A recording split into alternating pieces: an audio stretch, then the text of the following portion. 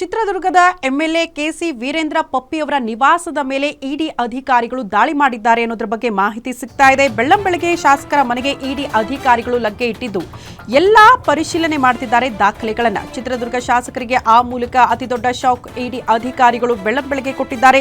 ಅಕ್ರಮ ಆಸ್ತಿ ತೆರಿಗೆ ವಂಚನೆ ಹಿನ್ನೆಲೆ ಇಡಿ ಅಧಿಕಾರಿಗಳ ರೇಡ್ ಆಗಿದೆ. ಚಳ್ಳಕೆರೆಯಲ್ಲಿರುವ ಶಾಸಕ ಕೆಸಿ ವೀರೇಂದ್ರ ಪಪ್ಪಿ ಅವರ ನಿವಾಸ, ಪಪ್ಪಿ ಅಣ್ಣ ಕೆಸಿ ನಾಗರಾಜ್, ಕೆಸಿ ಸ್ವಾಮಿ ಅವರ ನಿವಾಸದ ಮೇಲೂ ಕೂಡ ದಾಳಿಯಾಗಿದೆಯಂತೆ. ಸದ್ಯ ತೆರಿಗೆ ವಂಚನೆಯ ಕುರಿತು ಅಧಿಕಾರಿಗಳು ಪರಿಶೀಲನೆ ಮಾಡ್ತಿದ್ದಾರೆ ಅನ್ನೋದ್ರ ಬಗ್ಗೆ ಮಾಹಿತಿ ಸಿಗ್ತಾ ಇದೆ.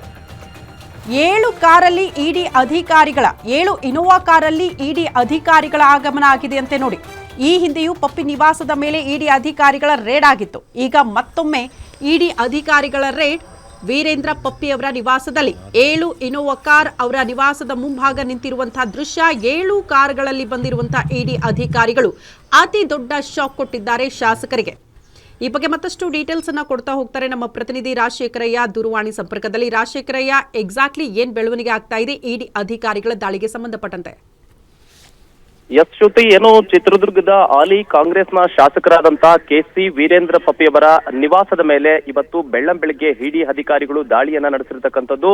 ಅದರಲ್ಲೂ ಕೂಡ ಚಳ್ಳಕೆರೆ ನಗರದಲ್ಲಿರ್ತಕ್ಕಂಥ ವೀರಭದ್ರ ಸ್ವಾಮಿ ದೇವಸ್ಥಾನದ ರಸ್ತೆಯಲ್ಲಿರ್ತಕ್ಕಂಥ 3 ಮನೆಗಳ ಮೇಲೆ ದಾಳಿಯನ್ನ ನಡೆಸಿದ್ದಾರೆ.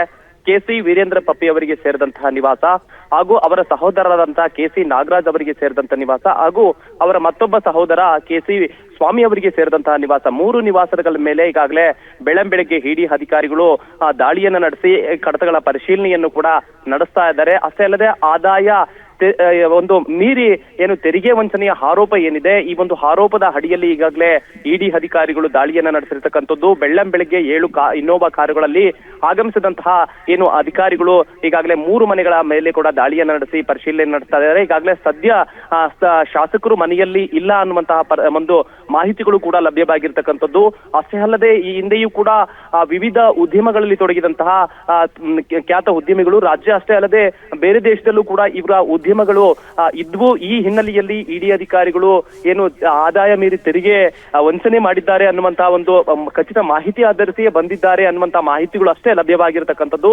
ಈ ಹಿಂದೆಯೂ ಕೂಡ ಐಟಿ ಅಧಿಕಾರಿಗಳು ಏನು ಶಾಸಕ ಕೆಸಿ ವೀರೇಂದ್ರ ಪಪ್ಪಿ ಅವರ ನಿವಾಸದ ಮೇಲೆ ದಾಳಿ ನಡೆಸಿದಂತಹ ಸಂದರ್ಭದಲ್ಲಿ ಅವರ ಮನೆಯ ಒಂದು ಡೋರ್ ಲಾಕರ್ ಏನಿದೆ, ಲಾಕರ್ ನಲ್ಲಿ ಚಿನ್ನದ ಬಿಸ್ಕೆಟ್ಗಳು ಕೂಡ ಸಿಕ್ಕಿದ್ದು ಕೂಡ ಈಗಾಗಲೇ ಹಿಂದೆಯೂ ಕೂಡ ಪ್ರಕರಣ ದಾಖಲಾಗಿತ್ತು.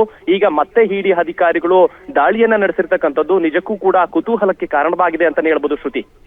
ಓಕೆ ರಾಜಶೇಖರಯ್ಯ, ಧನ್ಯವಾದಗಳು ತಮ್ಮೆಲ್ಲ ಮಾಹಿತಿಗೆ.